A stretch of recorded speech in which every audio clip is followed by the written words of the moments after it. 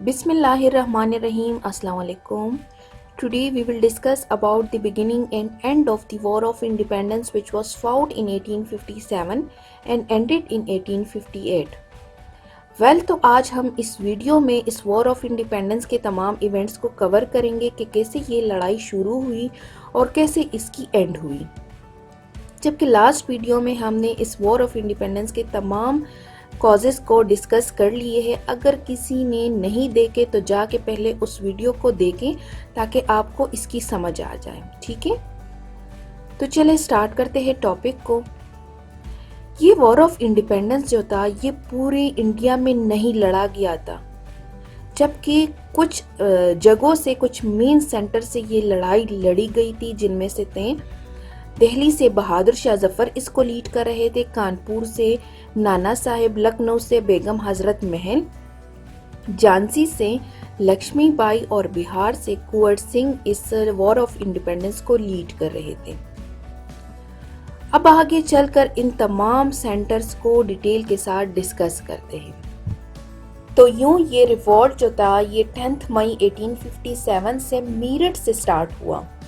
कैसे स्टार्ट हुआ? जब बैरकपुर में स्पॉइस ने उन कैटरेजेस को यूज करने से रिफ्यूज कर दिया जिन पर ये रूमर फैला हुआ था कि इन पर या पिग या काऊ की चर्बी मली हुई है। इन स्पॉइस में एक स्पॉय था जिसका नेम था मंगल पांडे। मंगल पांडे ने क्या किया कि मार्च 1857 को एक इंग्लिश ऑफिसर था, उनको शूट कर दिया। तो यूं ये रिवॉल्ट मीरठ से स्टार्ट हुआ। अब इन स्पॉइस को पता था कि ब्रिटिश ईस्ट इंडिया कंपनी किसी भी वक्त इस जो रिवॉल्ट था, अपराइजिंग था, इसको सप्रेस कर सकता है, क्योंकि इससे पहले कई अपराइजिंग वो सप्रेस कर चुका था। ये जो स्पॉइस थे ये चाहते थे कि ये रिवॉल्ट एक ग्रेट रिवॉल्ट में तब्दील हो जाए, बट इसके लिए इनको एक लीडरशिप की ज़रूरत थी और वो लीडरशिप इनको दिल्ली में मिल सकती थी। तो यूं ये स्पॉइस जो थे ये उन्होंने दिल्ली में मूव कर लिया। ये दिल्ली जो था ये तकरीबन 58 किलोमीटर इस मीरठ से दूर वाक़या था। यहाँ पे आकर जो लोकल इन्फेंट्री थे दिल्ली के, उन्होंने भी उन मीरठ से आए हुए स्पॉइस को ज्वाइन कर लिया। बट दूसरी तरफ ब्रिटिश ईस्ट इंडिया कंपनी भी हाथ पे हाथ धरे नहीं बैठी थी। उन्होंने भी इस अपराइजिंग को सप्रेस करने की खूब कोशिश की, बट नाकाम हो गए। सो यूं ये रिवॉल्ट जो था ये पूरे दिल्ली में फैल किया और काफ़ी सारे स्पॉइस ने क्या किया, काफ़ी सारे जो ब्रिटिश आर्मी थी उनको इस रिबिलियन के दौरान मारे गए। ठीक है, इसके बाद स्पॉइस ने क्या किया कि वो बहादुर शाह जफर के पास आए और उनको emperor of whole India proclaim कर दिया। नेक्स्ट क्या होता है कि जब दिल्ली कैप्चर्ड हो जाता है तो ब्रिटिश जो है अब उस रिवोल्ट को सप्रेस करने के लिए फोर्सेस को एक्यूमुलेट कर रहा था, जबकि दूसरी तरफ बहादुर शाह जफर भी क्या कर रहा था, उन्होंने इंडिया के डिफरेंट रूलर्स और चीफ्स को लेटर्स भेजे किस लिए, to organise a confederacy of Indian states के अगर हम साथ में मिलकर लड़ाई लड़े तो हम इंडिया से ब्रिटिश को एक्सपेल कर सकते हैं। तो यूं दिल्ली जो था ये एक ग्रेट सेंटर ऑफ रिवोल्ट बन गया और बहादुर शाह जफर इसकी सिंबॉलिक फिगर के तौर पर नज़र आने लगे। ठीक है, जबकि दूसरी तरफ अगर हम बहादुर शाह जफर की बात करें तो ये बहादुर शाह जफर जो था ये एक वीक पर्सनैलिटी के मालिक थे, बहुत ज़्यादा बूढ़े हो चुके थे, लेक ऑफ लीडरशिप की क्वालिटी थी इसमें, जिसकी वजह से पॉलिटिकल वीकनेस जो थी ये रिवॉल्ट में क्रिएट हो रही थी। सही है, जबकि दूसरी तरफ होता क्या है कि जनरल बख्त खान जो था ये भी आए बरेली से और उन्होंने भी दिल्ली में उस रिबिलियन को जो रिवोल्ट था उसको ज्वाइन कर दिया, मींस एम्परर को अपने सर्विसेज ऑफर्ड कर दिए।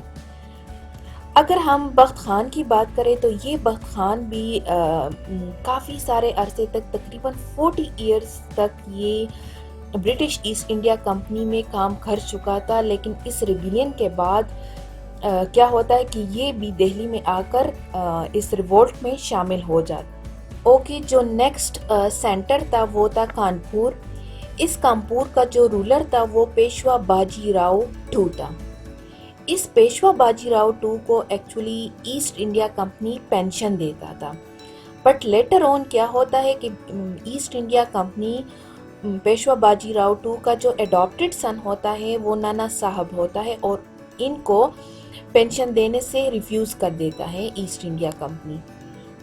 جبکہ اگر ہم ریبیلین کی بات کریں، ریوولٹ کی بات کریں، تو اس ریبیلین کو کانپور میں نانا صاحب ہی لیڈ کر رہے تھے، اور ان کی انتھک محنت کی وجہ سے اور گریٹ کمانڈ کی وجہ سے کیا ہوتا ہے کہ نانا صاحب برٹش کو کانپور سے ایکسپیل کرنے میں کامیاب ہو جاتا ہے، اور یوں نانا صاحب جو ہے وہ بہادر شاہ ظفر کو ایمپرر آف انڈیا ایکنالج کر دیتے ہیں اور خود کو اس کا جرنیل مان لیتے ہیں.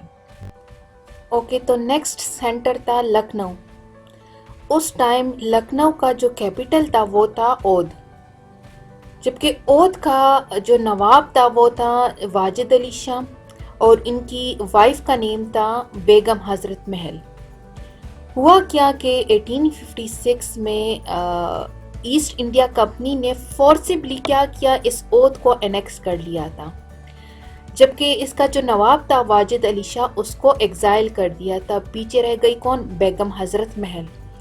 بیگم حضرت محل نے اپنے بیٹے کے ساتھ مل کر اس ریوولٹ کا لیڈرشپ سنبھالا، اور یوں یہاں پہ لکھنؤ میں 4 جون 1857 کو یہ ریوولٹ سٹارٹ ہوا. اس ریوولٹ کے سامنے مینز بیگم حضرت محل کی لیڈرشپ کے سامنے برٹش ایسٹ انڈیا کمپنی کی آرمی ٹک نہ سکی، اور بیگم حضرت محل جو ہیں وہ برٹش ایسٹ انڈیا کمپنی کو ایکسپیل کرنے میں کامیاب ہو گئی. نیکسٹ ہے جھانسی.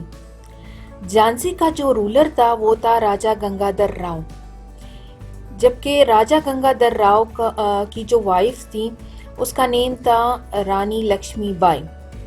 سو after the death of Raja Gangadhar Rao, Lakshmi Bai became the leader of the Jhansi.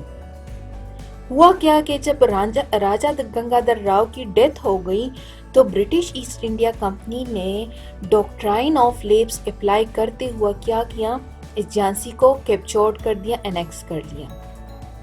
But Rani Lakshmi by ہار ماننے والوں میں سے نہیں تھی. کیا ہوا کہ ان کی مدد کے لیے تانتیا ٹوپی جو تھا وہ آیا، اور انہوں نے ساتھ میں مل کر اس برٹش ایسٹ انڈیا کے کمپنی کے خلاف جنرسلی وار لڑی. But due to some traitors British یہ جھانسی کیپچر کرنے میں کامیاب ہو گیا. نیکسٹ ہے بہار.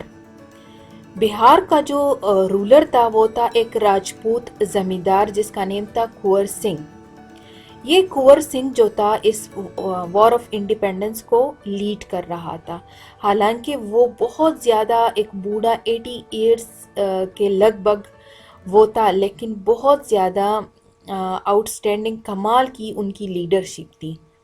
سو یہاں پہ بہار سے کنور سنگھ اس وار آف انڈیپینڈنس کو لیڈ کر رہے تھے. تو یہ تھے تمام سینٹر جن سے یہ وار آف انڈیپینڈنس لڑی جا رہی تھی. نیکسٹ کیا ہوتا ہے کہ in the month of September British East India company اپنی پوری تیاری کے ساتھ فورسز ایکیومولیٹ کرنے کے بعد دہلی میں انٹر ہو جاتا ہے، اور ان کی سراؤنڈنگ جو والز ہوتی ہے ان کو بروک کر کے اندر آ جاتے ہیں. ٹھیک ہے، یوں اس لڑائی کا آغاز جو ہے وہ ہو جاتا ہے، اور یہ لڑائی تقریباً 6 days تک کنٹینیوسلی جاری رہتی ہے، اور ایونچولی کیا ہوتا ہے کہ برٹش فورسز اس وار آف انڈیپینڈنس کو جیتنے میں کامیاب ہو جاتے ہیں. نیکسٹ کیا ہوتا ہے کہ جو دہلی میں مغل ایمپرر ہوتا ہے لاسٹ بہادر شاہ ظفر، وہ اپنے قلعے کو چھوڑ کے بھاگ جاتا ہے اور ہمایوں کی مقبرے میں پناہ لے لیتا ہے. But British East India company ان کا پیچھا کرتے ہوئے کیا کر لیتے ہیں، ان کو اریسٹ کر لیتے ہیں۔ اریسٹ کرنے کے بعد ان کے خلاف مقدمہ چلایا جاتا ہے اور یہ مقدمہ ان کی ٹرائل 27 جنوری سے اپ ٹو 9 مارچ 1858 تک یہ جاری رہتا ہے، اور آخر میں ان کو ڈیپورٹ کیا جاتا ہے، ان کو جلا وطنی کی سزا ہو جاتی ہے، جس میں ان کو رنگون بھیجا جاتا ہے، جہاں پہ وہ 11 نومبر 1862 کو ان کی ڈیتھ ہو جاتی ہے۔ تو یہ تھا سارا سیناریو اس وار آف انڈیپینڈنس کا۔ نیکسٹ لیکچر میں ہم اس وار آف انڈیپینڈنس کے امپیکٹس اور ان کے کانسیکوینسز کو ڈسکس کریں گے۔